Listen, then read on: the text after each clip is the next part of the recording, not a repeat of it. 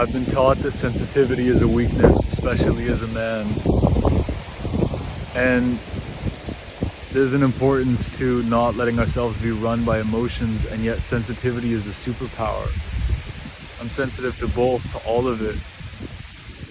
You know, when the wind blows, it's not just separate things happening. The wind and myself, we become one. I am in communion with creation. It's a song to my soul. It moves through me.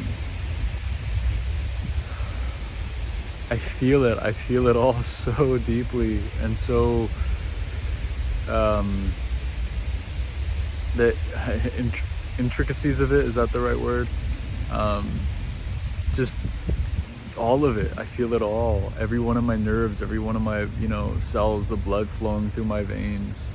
I can feel these trees as beings. I can feel the energy that they radiate. When a helicopter goes by, I feel it on a cellular level. I feel the disruption, the disruption to the peace. I feel the how it disrupts the harmony, and I have empathy towards all of the animals and imagining how they feel and how they are affected, that they are affected in similar ways.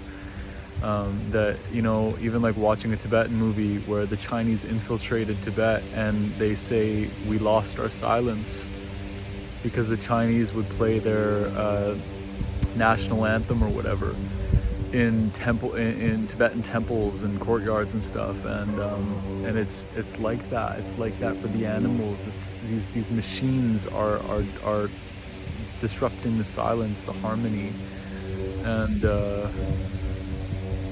yeah, I feel it all. I feel it all so much, and it's a blessing and it's a curse. It's both. It's like I feel the those of us who are sensitive, hypersensitive, we feel the world's pain. We feel the darkness and the despair and the sickness and the rage and the sorrow and the grief, all amplified like tenfold, 100-fold, 1,000-fold. I don't know. It's a fucking lot though, and it has me many times in my life being absolutely baffled at how this body can contain so much stress and so much energy. It is just fucking mind-blowing. And in the same light, I'm 10, 100,000-fold. Our sensitives are 10, 100,000, 100,000, 100 or 1,000-fold that much more sensitive to the beauty and nature and the quality of food and the quality of air and the quality of water and the people that we surround ourselves with, the environments that we're in, the psychic energy, all of it, man, all of it. And I feel like not only is the hypersensitivity a feeling thing, but it's also a hyper awareness. It's one and the same. At least for me, it's connected, where it's like I haven't read many books and I haven't done much research as much as people think that I have. I just have this gnosis, this knowing, and it's not some arrogant thing. It's just this, and whether it's from past lives or what, it doesn't matter. It's just it's this knowing of how things work and what things are, and the energy, the energetics of things, and physics, and I don't even really have the words for it, in all honesty, beyond that. But it's like I have a deep inner knowing of how everything is interconnected. And I thought this the other day. I'm like, if people, I forget what I said, but essentially, like, if people didn't know me and they knew my experiences, they would probably think that I'm autistic as fuck. But I don't claim to be, and I don't think or know that I am, or any of that stuff. But neurodivergent, sure, whatever the labels, it doesn't really, it's just that, it's just being attuned, being aware that these trees aren't just inanimate or whatever, that they're soulless, lifeless beings. No, these trees know exactly what's going on around them. They can feel my energy, they can feel my thoughts. We are in constant communication with nature around us. All of these trees, like I'm seeing these trees being pumped with, these elm trees being pumped, who have Dutch elm disease, who are being pumped with fungicides. And the first thought was like, I wonder what it would feel like to be pumped with that. You know, like that's crazy. And it's like these tree, like to me, that's a disrespect to the tree. And I'm not gonna get into a big argument right now. I haven't put much thought into it, but right away, that was my response when I asked these dudes what they were doing as I saw them digging up the soil around the tree and putting these tubes, these squiggly tubes around and connecting them into the tree. And I was told that they were being pumped with fungicides, and I didn't know if it was like had pesticides in it or not, and I looked and apparently it does. And I don't know about maybe Wolseley here, it's a different story, but I'm like, literally my response was like, I wonder what it would be like, I wonder what it would feel like to be pumped full of that, to think about just that. And to me, I'm like, that's my stance. I thought, you know, with the vaccines, like I didn't take it because, you know, in part, like, I would die before I let that happen to me, before I let somebody inject that within me. I would die.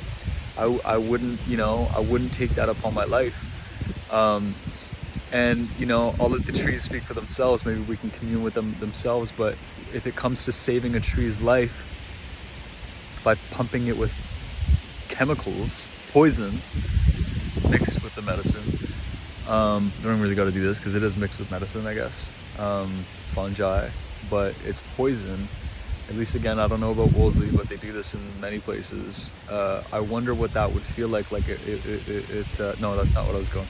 Lost my train of thought, mixed it up. Would the tree rather die or be pumped with that stuff? Because I would rather die than be pumped with vaccines, right? So, but I just know that tree, those trees know exactly what's going on in them. They know exactly what's happening. It's not just trees, but they are connected to our Mother Earth at large. And the trees, even though they have their individuality, they are also one with the Mother, as we are, as everything on Earth is.